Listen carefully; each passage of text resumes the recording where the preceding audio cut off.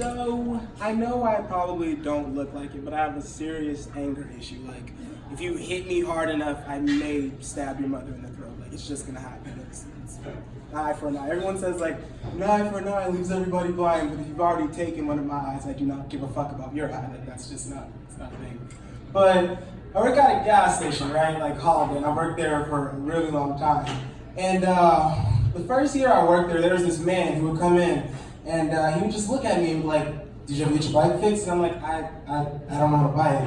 And he's like, "Yeah, you do." And I'm like, "You can't tell me that I own a bike. Like, that's just not how this works." And he's like, "Did you get it fixed?" And I'm like, "No, I didn't get my bike fixed, but okay, whatever." So like this happens every day for about, I want to say a year. And after a year, I go work at a different holiday or whatever, and he comes into another, like a completely different holiday, and he asks me again, "Did you get your bike fixed?" So I'm like, "I didn't. I don't own a fucking bike. Please stop asking me, did I get my bike fixed?" So I like try to go to the back, mind my business, and I just hear him talking about the bike, and I don't know if it's the fact that like I work a dead-end job, or if it's the fact that this man refuses to stop telling me that I own a fucking bike when I don't, but I just snapped. I'm like, "I don't own a bike, leave me the fuck alone. What is wrong with you? We're not friends. You can't force a relationship on me. Like, this is not how friendships are developed. Leave me the fuck alone."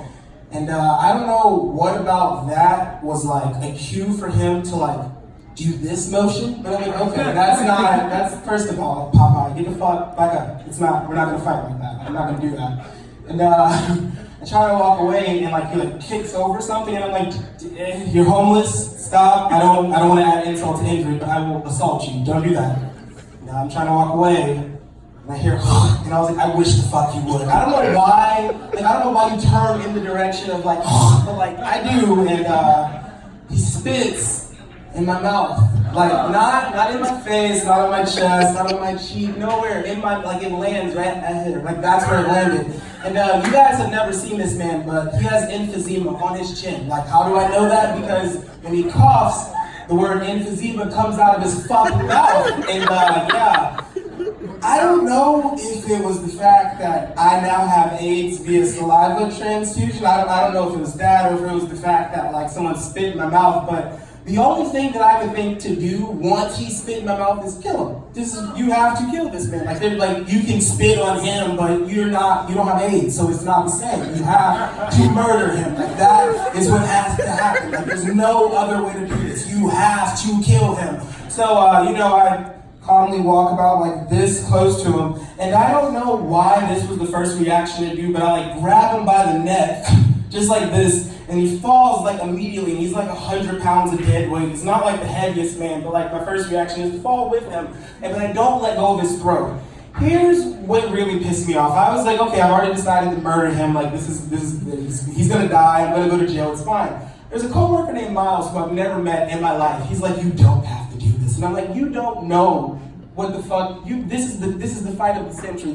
He has this coming. He came here to die. Like, stop. Like, don't do it. Don't be a hero. Miles, don't touch me." So I'm like on top of him. Like my hands are like around his throat. Like feel your throat right here, like a little that. Like I have that in my hands, and I'm squeezing as hard as I can.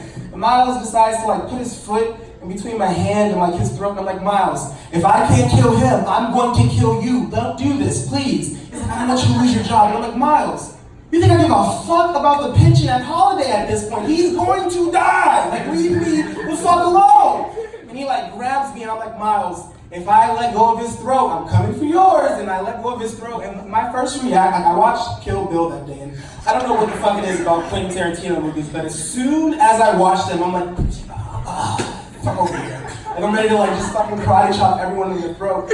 And like he doesn't wear glasses. And I'm envious of this. So I reach for his eyes, and he's like, "Okay." And I'm like, "See, I fucking told you, now stop. I'm gonna murder him." And as soon as I go back to trying to murder this man, another man named Jonathan. How do I know his name? Because he says, "I'm Jonathan, stop it." And I'm like, "Who the fuck is Jonathan? I don't give a fuck. Like, I'm gonna murder him. I told Miles, I told him, I told everyone, I'm gonna murder him. Jonathan, stay where the fuck you are." I don't know if Jonathan was a fucking superhero, but he like picks me up by the shirt, like just like this, like both my legs are off the ground. I was like, "I may not be able to get to you, but I will kill your kids. Let me go." And the police come, and they're like interviewing me, and then they're interviewing him, but they refuse to get this man who had given me AIDS out of my face. And I'm like, "Please, interview him out there. And like, this man talks like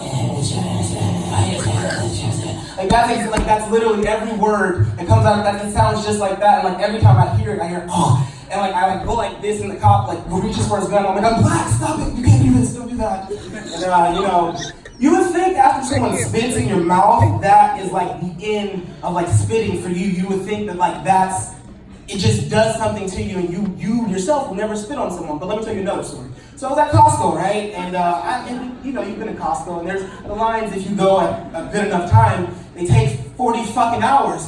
It's 37 cents. How the fuck does it take 3 hours to get one slice of pizza if it's 37 cents? I don't understand, but whatever. I wait in this line for about an hour and a half. Finally, it's my turn. I see, salvation, my pizza, it's on my way. This lady, I saw me. She looks at me in the eyes, looks at the line, looks at the back of the line, and then side shuffles in front of me and starts ordering. And I'm like, oh, no, bitch. No, don't do that.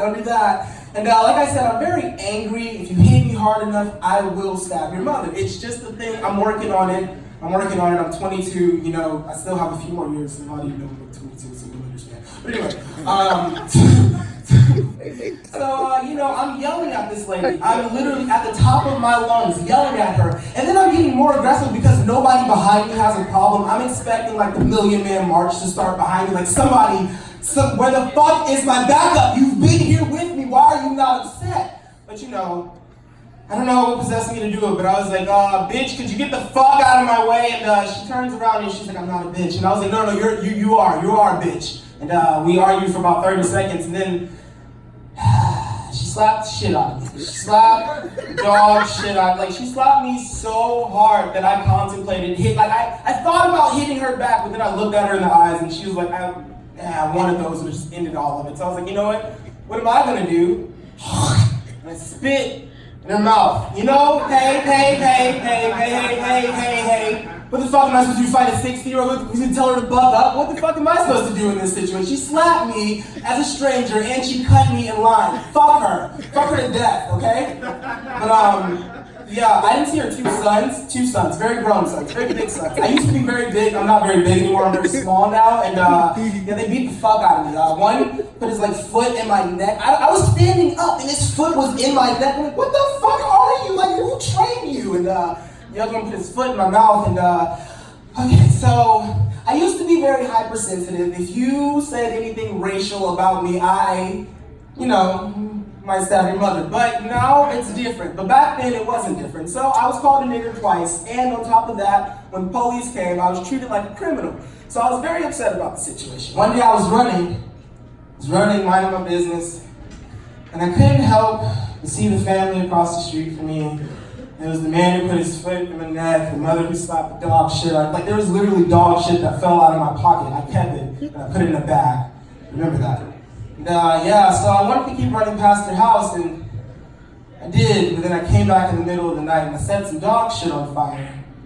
And I seen it in the movie, you set the dog shit on fire, and you run. I didn't realize you're supposed to wait for someone to fucking come out, and I came back a week later and their whole fucking porch was demolished, and for that I am sorry. I was 19, people grow up, and that's the end of my story.